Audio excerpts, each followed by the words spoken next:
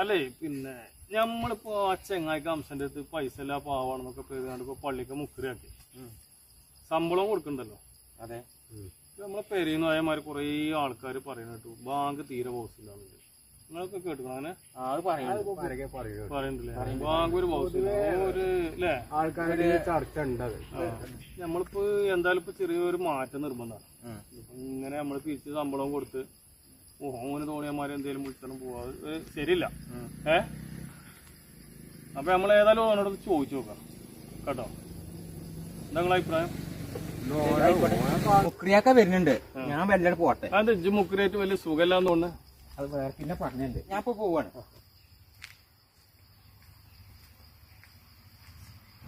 അസ്സലാമലൈക്കും കുട്ടികളെ. എന്താ ഏതായാലും ഇപ്പൊ നിങ്ങളെ പറ്റി എങ്ങനെ പറഞ്ഞുകൊണ്ട് നമ്മളെ കുറിച്ച് നിങ്ങൾ പറഞ്ഞത് ഇത്ര നല്ല വലിയ കാര്യം എവിടുന്ന ഇപ്പൊ നിങ്ങൾ അലാക്കിന്റെ തേങ്ങയിട്ട് വരുന്നത്?